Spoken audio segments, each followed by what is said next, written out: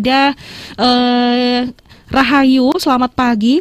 Gimana Mas Okta cara ngedil yang baik, tidak menyakiti hati dan memahamkan antara pasangan terkait belanja barang yang disenangi sendiri-sendiri? Wah, ini dengan cara komunikasinya ini lebih yang mungkin ditekankan begitu Mas Okta. Silakan Mas Okta tanggapannya. Alurnya begini, setiap orang itu punya kebutuhan untuk kepuasan, jadi merasa punya. Ini untuk memunculkan mental kaya. Mental kaya itu adalah merasa punya, merasa memiliki, merasa cukup, sehingga dia nggak kemaruk lagi, nggak kemerungsung, kemerungsung itu ya, keburu-buru mungkin, berlebihan, berlebihan lah dalam melakukan sesuatu, bisa sewajarnya. Nah, ada porsi-porsi itu, ibaratnya itu kalau masa lalunya itu masih lapar, berarti harus dikenyangkan dulu. Ketika sudah kenyang, maka dia nggak akan makan sembarangan lagi. Bisa alur berpikirnya di situ dulu. Nah, termasuk dalam membeli barang. Aku lo sejak kecil itu lo nggak pernah beli tas baru, nggak pernah beli baju baru. Selalu bahasa Surabaya lungsuran ya. Bekasnya kakak, bekasnya saudara. Aku nggak berarti kan lapar di situ kan. Nah, boleh dong. Aku sekarang boleh ada jepit bagus nih. Ada aksesoris bagus nih. Toh juga harganya kan juga murah. Cek out di Nah, boleh dong. Pokoknya sesuai anggaran. Tidak melebihi budget gitu ya pokoknya. Gitu. Nah, akhirnya kalau boleh sama-sama adil, ya itu tadi. Karena ini gini, satu disadari dulu bahwa anggaran untuk bersenang-senang itu penting. Memuaskan diri sendiri itu penting. Ya. Nah, baru dimasukkan dalam ranah perhitungan. Satu, kebutuhan primer, kebutuhan pokoknya apa, kebutuhan sekundernya apa. Nah, dana ini adalah selebihnya itu.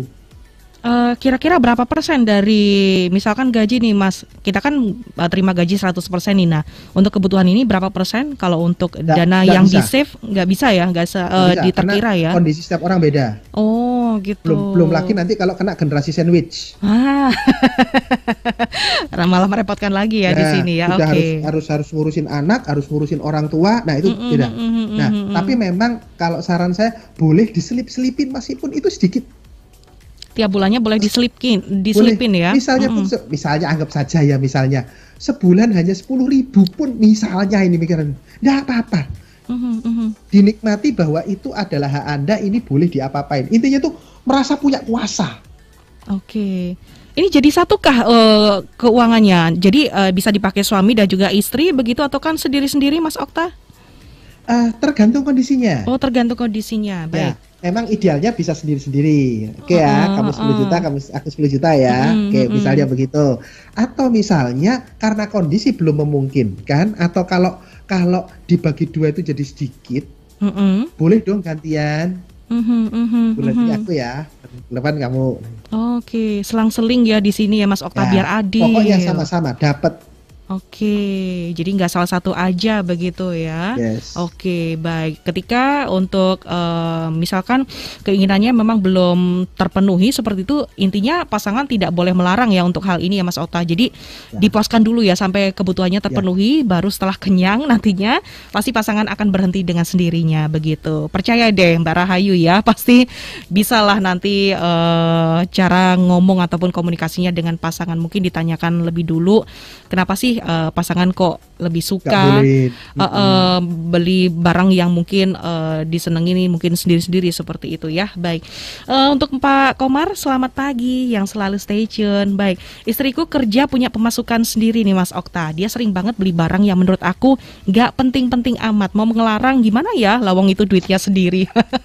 Kalau sudah punya penghasilan sendiri nih si istri ini bagaimana? Suami apakah bolehkah melarang? Ya itu tergantung kesepakatan. Tapi yang kalau dari konteks ini saya juga melihat ada baiknya Pak Komar ya tadi ya, Pak Komar. Dan mungkin Ibu Pak semuanya, kita juga harus memahami bahwa cara berpikir dan selera laki-laki dan perempuan itu berbeda. Jadi laki-laki itu harus memahami bahwa kesenangannya istri itu dia senang, tapi bagi kita nggak penting. Dan begitu pula sebaliknya.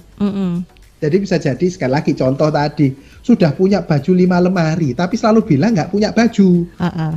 Nah, terus beli baju lagi, buat apa? Laki-laki ngomongnya pasti gitu. Ya kan? Buat apa baju sudah banyak? Tapi itu kesenangannya dia. Nah, sebaliknya pun gitu. Misalnya kita cowok misalnya suka aksesoris motor, mobil, mungkin ada yang suka belanja software dan sebagainya. Mungkin bagi istri, buat apa software, beli gini, beli gitu, beli gini, beli gitu. Beli alat musik ini itu nggak pernah buat main, tapi suka. Nah, sama. Nah, enaknya itu di sama-sama dipahami koridornya. Satu, kesepakatan keuangan. Kedua, koridor. Contoh koridor itu begini. Kita boleh beli barang, tapi yang rumah kita segini loh ya. Jadi kalau misalnya kamu beli baju lagi, itu nambah lemari lagi, itu nggak mungkin. Misalnya, berarti konsekuensinya baju yang lama harus keluar dulu, kamu baru beli baju baru. Misalnya begitu. Atau misalnya sebaliknya begini.